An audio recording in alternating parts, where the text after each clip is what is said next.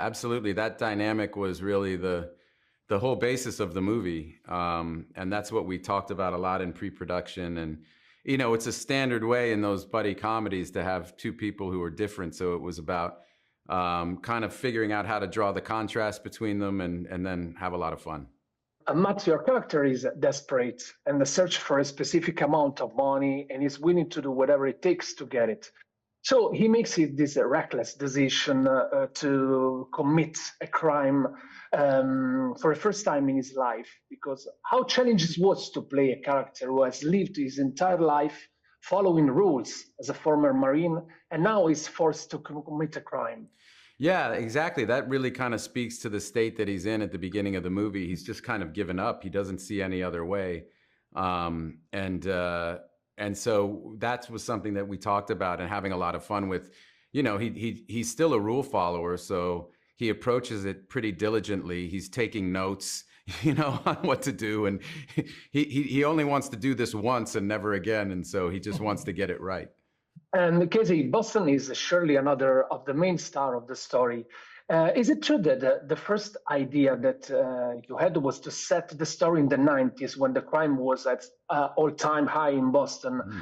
And why at the end the decision was to write the story in the present day?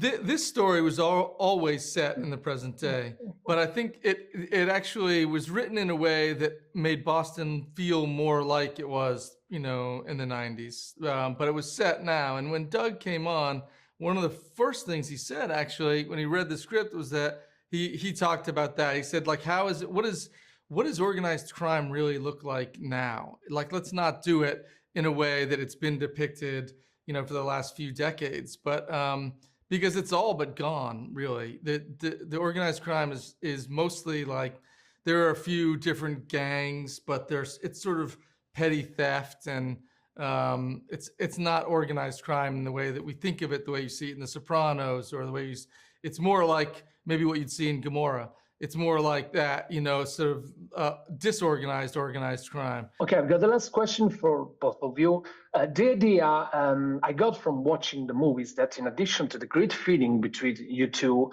there was a lot of room of improvisation on the set. Is it right? Oh, yes. Yeah, that just comes naturally to Casey. He can't say the same thing twice. So if you do a scene 3 times with Casey, it's 3 different scenes.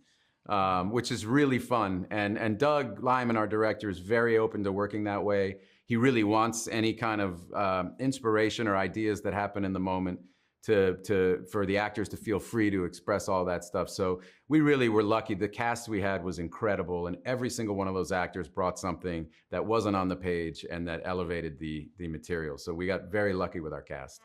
Drew me to the project was getting to work with Matt. I loved working with him on Downsizing, so I was just flattered that he thought of me for this role and invited me to come on board, and was the one who suggested me for the role to Doug. And I was a huge fan of Doug Liman and all of the movies that he's done. He's a master of action, and all of his movies have such an interesting tone and interesting, memorable characters.